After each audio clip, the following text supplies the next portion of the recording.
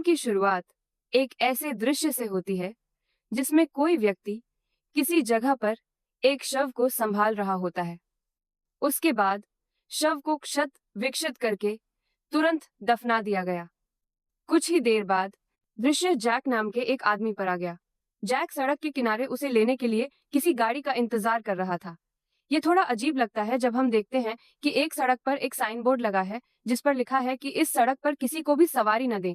इसका ठीक ठीक मतलब क्या है ये तो पता नहीं, लेकिन ये साफ है कि उस सड़क से गुजरने वाली कोई भी गाड़ी जैक को कभी भी सवारी नहीं देती, नए आने वालों और इलाके के निवासियों दोनों की तरफ से। जैक, जो अकेला था, अपनी भावनाओं को दबाते हुए ही आत्मसमर्पण कर सकता था। समय बीतता गया और जैक चलता रहा। आखिरकार उसने एक आदमी और एक औरत को लड़ते हुए देखा।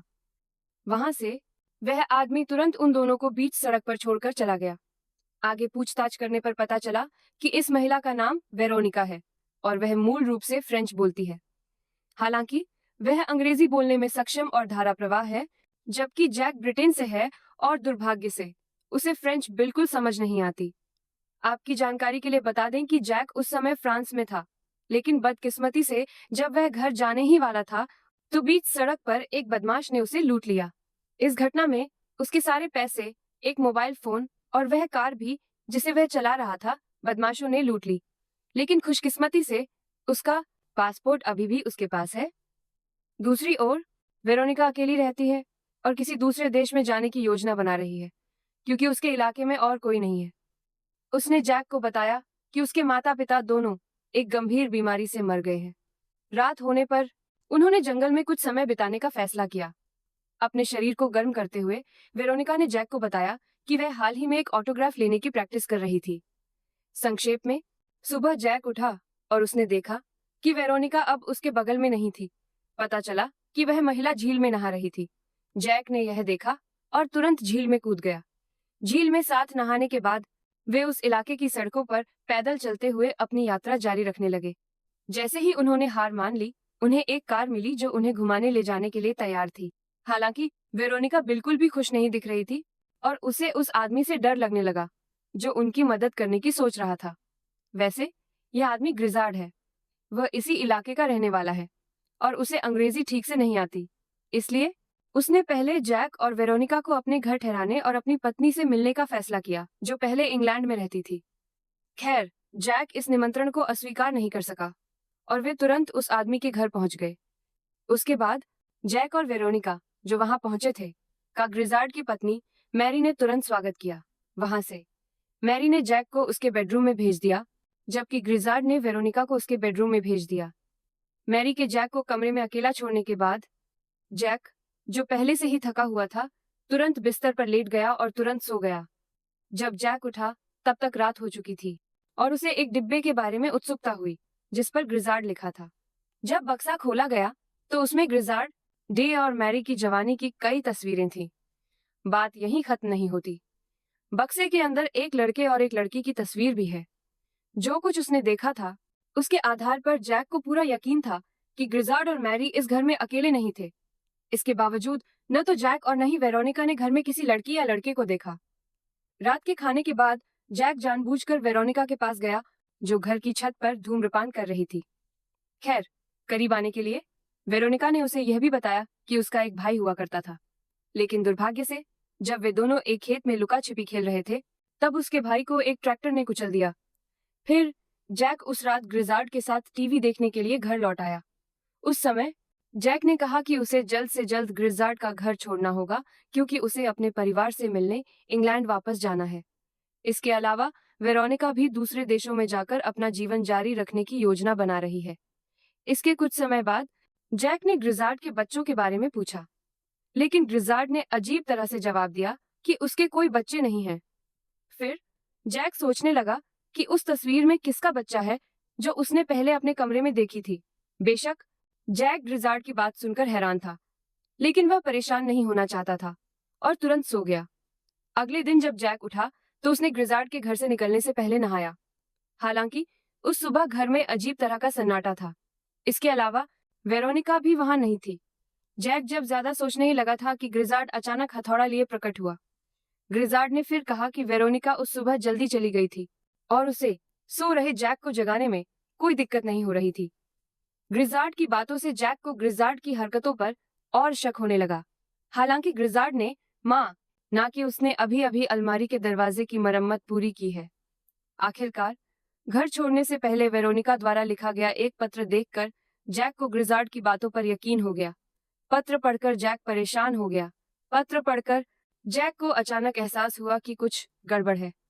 ज्यादा स्पष्ट रूप से कहें तो वेरोनिका के ऑटोग्राफ उससे मेल नहीं खाते थे जो उसने सड़क किनारे खड़े होने पर देखे थे। दुर्भाग्य से जैसे ही उसे इस अजीबोगरीब स्थिति का एहसास होने वाला था, जैक को अचानक किसी ने इतना पीटा कि वह बेहोश हो गया। जब उसकी आंख खुली तो उसे पहले ही एक पिकअप कार में बिठाया जा चुका था, जिसे हमने फिल्म की शुरुआत में भी देखा था। यहाँ से पता चलता है कि जैक को डेलाक्रोइक्स नाम के एक अधेड़ आदमी ने जानबूझकर बांधकर अगवा किया था। खैर, जैक को तुरंत एहसास हुआ कि वह पहले से ही एक मनोरोगी की मांद में था। इसके अलावा डेलाक्रोइक्स ने भी ज्यादा जानकारी नहीं दी और उसे खाने की एक प्लेट भी नहीं खिलाई, और पता चला कि डेलाक्रोइक्स ने जैक को जो भी धमकियां दी वे सब सिर्फ एक धोखा थीं। उसने बस जैक को उस समय उससे लड़ने से रोकने के लिए ऐसा किया था। इसके बाद जैक के हाथ की रस्सी खोली गई और डेलाक्रोइक्स ने कैमरे से उसकी तस्वीर खींच ली। मुझे समझ नहीं आ रहा कि उसकी तस्वीर लेने का क्या मतलब था। फिर डेलाक्रोइक्स उसे वापस पिकअप ट्रक में ले गया और उसके मुंह में डक्ट टेप लगा दिया। बात यही नहीं रुकी। डेलाक्रोइक्स ने उसे अपनी बनाई हुई सिरिंज से बेहोश करने का भी इरादा किया। सौभाग्य से जैसे ही जैक इंजेक्शन लगवाने वाला था, डेलाक्रोइक्स का ध्यान चूल्हे पर गया जो अभी भी जल रहा था और धुआं छोड़ रहा था। वहां से जैक ने तुरंत भागने की कोशिश की और उस आदमी के निशाने से जितना हो सके दूर चला गया। काफी दूर चलने के बाद जैक आखिरकार ग्रिजार्ड के घर वापस पहुंच गया। तभी उसने मैरी और ग्रिजार्ड को फिर से देखा जो घर से निकलने की तैयारी कर रहे थे। उन दोनों के जाने के बाद जैक सीधे वेरोनिका की तलाश में घर के अंदर गया और देखा कि वेरोनिका एक कमरे में बंद थी। बिना किसी देरी के जैक ने उसे तुरंत छोड़ दिया, लेकिन अचानक ग्रिजार्ड और मैरी उसी समय घर लौट आए थे। सौभाग्य से वे दोनों घर से भागने में कामयाब रहे। हालांकि उनके भागने का पता मैरी और ग्रिजार्ड को लग गया जो घबरा गए थे। आखिरकार वे भाग नहीं पाए क्योंकि वे बस भाग रहे थे, जबकि मैरी और ग्रिजार्ड कार से उनका पीछा कर रहे थे। नतीजतन जैक और वेरोनिका के पास कोई और चारा नहीं बचा और उन्हें मैरी और ग्रिजार्ड का सामना करने के लिए मजबूर होना पड़ा। वेरोनिका ने उस समय भी हार नहीं मानी और तुरंत जैक को एक केबिन में ले गई। फिर उन्होंने उस केबिन में छिपने का फैसला किया, लेकिन हैरानी की बात यह थी कि वह केबिन डेलाक्रोइक्स का केबिन निकला और वह भी उस केबिन में पहुंच गया था। दूसरी ओर डेलाक्रोइक्स वेरोनिका के सामने आने पर असमंजस में पड़ गया। उसी समय जैक ने डेलाक्रोइक्स को बंदूक से धमकाया जब तक कि वह फिसलकर एक नुकीले लोहे के फंदे में फंस नहीं गया। यह तो पता नहीं कि वेरोनिका वहां क्या योजना बना रही थी, लेकिन यह स्पष्ट है कि उसने जैक को तिरपाल से छिपा रखा है। इसके अलावा वेरोनिका अभी भी डेलाक्रोइक्स की मौत से संतुष्ट नहीं थी। फिर उसने उसके सीने में चाकू घोंप दिया। उसके बाद ग्रिजार्ड और मैरी केबिन में दाखिल हुए। ग्रिजार्ड ने तुरंत वेरोनिका से फ्रेंच में बात की। फ्रेंच में वेरोनिका ने उसे पापा कहकर पुकारा। दरअसल वह अब भी वेरोनिका के बचपन के रूप की कल्पना कर सकता था। दूसरे शब्दों में वेरोनिका जैक से लगातार झूठ बोल रही थी और ग्रिजार्ड भी झूठ बोल रहा था, जिसने जैक से कहा था कि उसका कोई बच्चा नहीं है, जबकि वेरोनिका उसकी बेटी थी। इस बात पर यह खुलासा हुआ कि वेरोनिका एक सीरियल किलर थी जो बिना किसी स्पष्ट कारण के किसी को भी मार सकती थी। इसके अलावा वेरोनिका ने अपने छोटे भाई की भी बेरहमी से हत्या कर दी थी और लुका छिपी खेलने के बाद उसे क्षत विक्षत कर दिया था। इसीलिए फिल्म की शुरुआत में हमें एक पीड़ित की लाश और उसे अंजाम देने वाले व्यक्ति को दिखाया जाता है और वह व्यक्ति वेरोनिका निकलती है। लेकिन दुर्भाग्य से चूंकि जैक इस स्थिति से पागल हो चुका था, इसलिए वह अब मैरी और ग्रिजार्ड की बात नहीं सुनना चाहता था, जो असल में वेरोनिका के माता पिता हैं। दुर्भाग्य से मैरी, जो बस जैक को अंग्रेजी शब्दों में बताना चाहती थी, को वेरोनिका ने तुरंत तब तक पीटा जब तक वह बेहोश नहीं हो गई। फिर उस बिंदु पर सिर्फ ग्रिजार्ड ही बचा। ग्रिजार्ड उस समय और कुछ नहीं कर सकता था और उसके पास कोई और चारा भी नहीं था, और वेरोनिका और जैक द्वारा छोड़े जाने के बाद वह बस हार मान सकता था। फिल्म खत्म होने से पहले वेरोनिका चेहरे पर एक खुश मुस्कान लिए जैक को देश से दूर ले गई, जबकि जैक भी खुद ऐसा ही महसूस कर रहा था। उस वक्त जैक को जरा भी अंदाजा नहीं था कि वह औरत उसे भी मार डालेगी। असल में फिल्म की शुरुआत से ही हमें उन सड़क चिन्हों के बारे में इशारा मिलता रहा है जो किसी को भी सवारी देने पर रोक लगाते हैं। हम मान सकते हैं कि ये चिन्ह बताते हैं कि वेरोनिका, जो एक पागल लड़की है, ने पहले क्या किया था। उसने कई बार अपने माता पिता से भागने की कोशिश भी की थी। आखिरकार ग्रिजार्ड को मजबूरन साइन बोर्ड लगाना पड़ा ताकि उसकी बेटी को उस इलाके से बाहर जाने के लिए कोई सवारी न मिले। बात यही नहीं रुकी। ग्रिजार्ड और मैरी ने ऐसा इसलिए किया क्योंकि वे नहीं चाहते थे कि उनकी बेटी कैद हो जाए। दूसरी ओर वे और मौतें भी नहीं चाहते जो हर महीने बढ़ती जा रही हैं।